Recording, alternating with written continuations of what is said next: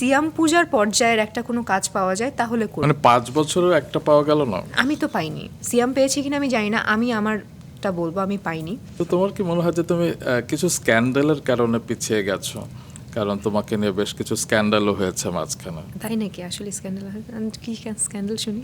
যেমন ধরো সিয়ামকে নিয়ে যদি আমি বলি, সিয়ামের সাথে তোমার একটা দুর্দান্ত জুটি ছিল, যেটা এক সময় অনেকে বলতো শাবনূর সালমান শাহর ছায়া দেখতে পাচ্ছেন তারা পরমাণ 2 রিলিজের পরে, এবং দহনেও খুব ভালো লেগেছে তোমাদেরকে, শানেও তোমাদেরকে খুব ভালো লেগেছে। কিন্তু 5 বছর হয়ে যাচ্ছে তোমাদেরকে কোনো সিনেমাতে দেখা যায় না, কেন? দেখুন ভাইয়া, এখন আমি শুরুতেই মানে শুরুতেই কিন্তু আমি বলেছি যে আমার অ্যাক্টিংয়ের ক্ষুধা অনেক বেশি। আমি অ্যাক্টিং করতে চাই, আমি শোপিস হিসেবে কখনো কোনো জায়গায় দাঁড়াতে চাই না।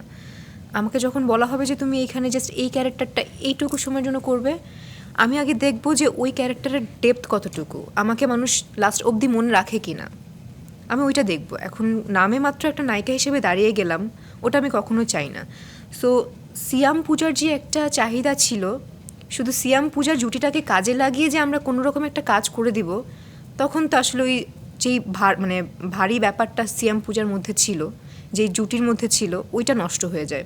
তো আমার কাছে এখন মনে হচ্ছে যে যদি পরবর্তীতে সিয়াম পূজার পর্যায়ের একটা কোনো কাজ পাওয়া যায় তাহলে করব। মানে 5 বছরেও একটা পাওয়া গেল না? আমি তো পাইনি, সিয়াম পেয়েছি কিনা আমি জানি না, আমি আমারটা বলবো আমি পাইনি। এবং সিয়াম এখন যেই কাজগুলো করছে আমার কাছে মনে হয় যে ও ডিপেন্ডেন্ট সব কিছু কাজ করছে, ওকে ভিত্তি করে কাজ করছে। So he is doing very good. তো আমি আমার তরফ থেকে সবসময় ওর জন্য শুভকামনা থাকবে।